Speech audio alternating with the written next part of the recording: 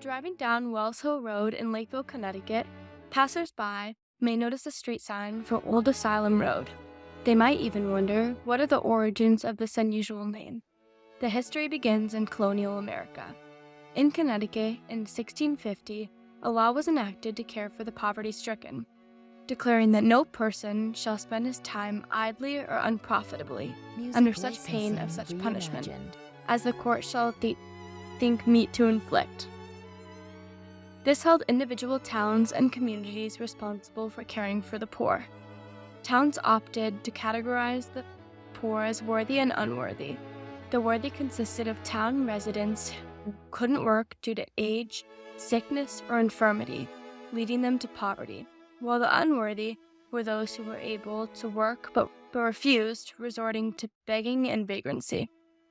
At first, towns issued direct monetary assistance to the needy. In the wake of the Revolutionary War, however, this proved to be too expensive. In the 1790s, towns changed their policies to the vendue system, in which the poor were auctioned off to the lowest bidder. A resident received money from the town in exchange for providing food, clothing, and shelter to the family that had fallen on hard times. The lowest bidder, in turn, could exact as much labor as possible from those he took in. Take them in and give them food, clothing, and shelter. Who will do it for $10? Who will do it for $9? Who will do it for $8? And so it's a reverse auction. They're driving the price down, and that's saving the town money while still providing care for the poor. This worked well for a few decades until the abolitionist movement took hold, and it was deemed to be too similar to slavery. In response, individual towns purchased large farms where the poor could live and work. This became known as the New England Town Farm Movement. In 1829, Salisbury purchased the 236-acre Yale Farm for $4,500. It moved 14 individuals classified as paupers there. The town had been spending $1,000 a year to care for them under the vendue system. Under the town farm system, the cost fell to $400. These farms took in varieties of people, including young children, the elderly, the mentally ill, and the disabled. Town farms were also used as a means of enforcing gender norms. The records of the Salisbury Asylum, for example, provide evidence of an unmarried woman entering the town farm and then leaving 5 days later with a child. So town farms were also used, in this society that frowned upon single mothers. Town farms were used for young women to be removed from society while they were, visibly pregnant. The town and the residents of these farms had the goal of self-sufficiency, looking to grow their own food, make their own clothes, and maintain their dwellings. However, the labor was intense, accompanied by minimal medical care and a sense of isolation. The people of the town farm were not allowed to leave and walk around in town, and very few people from town ever ventured into the town farms. While a state board and a town committee were impaneled to oversee conditions, there was little motivation to guarantee proper living conditions. But far and away, the most common reason why people left the town farm was because they died. So people went to the town farm, and most of them never left. Conditions were strict at the Salisbury Asylum. The overseer conducted bed checks at 9 p.m., and residents were required to rise with the sun.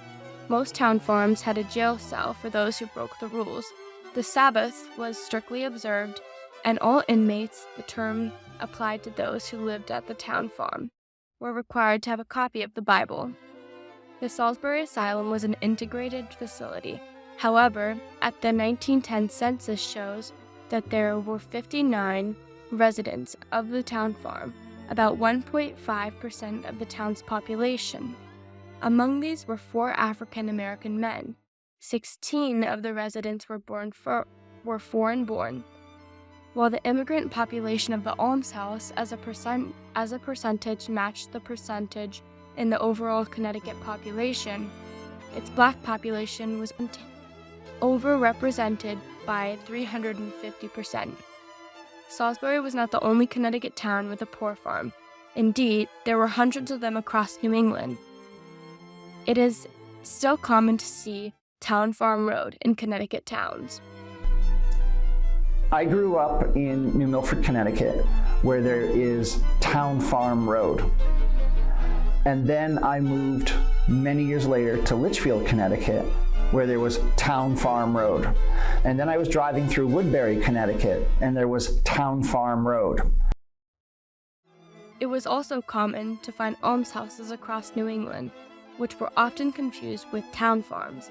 The reformers of the Jacksonian era viewed the creation of almshouses and poor farms as constructive institutions with pure intentions. The major difference between the two was that almshouses were usually based in cities, attracting travelers of low income and were more transitory in nature. Poor farms were based in more rural areas, such as Salisbury. Those sent there seldom were discharged. Although the Salisbury almshouse was small in size with only 4 residents recorded in 1910, it was a place for the poor farm residents and also for tramps to pass through town. They would have a meal at the almshouse, they would spend a night at the almshouse, and then leave on the train the next morning. That remained open until the 50s. This almshouse lasted until 1952, when the residents were sent to a new facility after the town received a grant. It had always been the responsibility of local towns to care for their poor. That changes in the 1930s when, in the middle of the Great Depression, Franklin Roosevelt is elected and he institutes the New Deal. And one of the major aspects of the New Deal was Social Security. And so with the passage of the Social Security legislation, the responsibility for the care of the poor passed from the towns to the state and federal government. So Social Security took over that responsibility, and the town farms shut down in the 1930s. This act made the use of poor farms obsolete, since residents of the farms could begin receiving payments through the Social Insurance Program. These benefits provided the poor with a fresh start, helping them afford their own clothing, food, and shelter, providing the independence that the town farms took away. So the town farms were in essence a trap.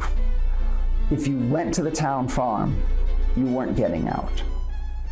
So while in their day they were effective at taking care of people, they lacked the mechanism by which people could get back on their feet and resume a life in society. Poor farms and almshouses provided a lens into an important yet forgotten piece of history. Their presence of the landscape tells us much about the life in early America and attitudes towards those in need. With Social Security so often used as a political punching bag, the memory of the town farms provides an opportunity to re-examine how American society treated those less fortunate.